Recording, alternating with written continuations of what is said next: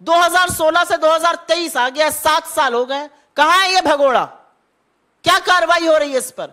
जो यूके में कार्रवाई चल रही है वो इंटरनेशनल बैंक्स कर रहे हैं, उससे हमारा एक को बैंक का लेना देना नहीं है, एक संस्था का लेना देना नहीं है, एक एजेंसी का लेना देना नहीं है।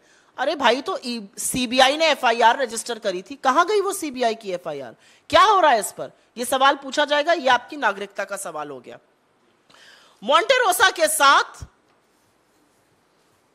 और क्योंकि मैंने आपको उन 13 कंपनीज के बारे में बताया था, उसके बारे में भी थोड़ा सा क्लैरिटी दे देती हूं।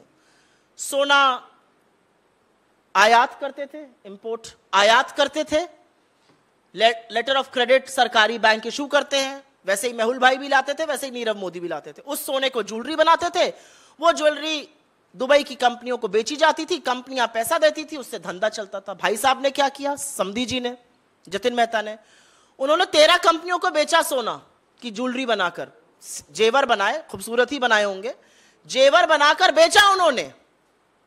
लेकिन मजे की बात यह कि 13 कंपनियां उन्हीं की थी, और फिर कह दिया 13 कंपनी ने पेमेंट ही नहीं किया। पेमेंट नहीं, आप ही डकार गए वो पैसा, आपने पैसा हजम कर लिया, आपने चूना लगाया देश को, और बैंकों के मुंह पर चूना लगाकर आप देश छोड़कर भाग गए। अगर इससे बड़ा सबूत आपको चाहिए, और इसमें सारे मालिकाना हक हैं, हम आपको जो रिलीज देंगे, मैं कंफ्यूज नहीं करना चाहती हूं, इस मंच से सिंपल रखना चाहती हूं, इसमें सारे हैं, कैसे एक व्यक्ति का 90% स्टेक था, कैसे एक व्यक्ति का 100% था, कौन कौन उसमें निदेशक था, सारी काले कारनामे हैं उसमें। तो ये तो उनके काले कारनामों की बात हो गई। फिर उन्होंने मोंटे रोसा के चेयरमैन और सीईओ के साथ कई कंपनियों में डायरेक्टर बनकर वो रहे, और डायरेक्टर बन के ही नहीं रहे, उनके कुछ बिजनेस ताल्लुकात भी रहे। मोंटे रोसा का अडानी समूह में पैसा लगा हुआ है शेल कंपनीज के माध्यम से। तो भैया, ये जो जाल है इसका खुलासा कौन करेगा?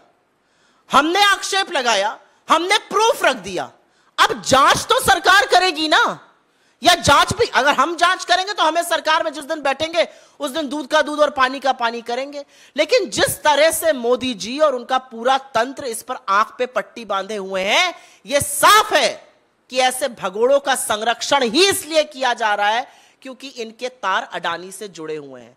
अगर ये भाई साहब समधी ना होते तो अभी तक हवालात में होते, समधी हैं तो पूरी खातिरदारी करी जा रही है।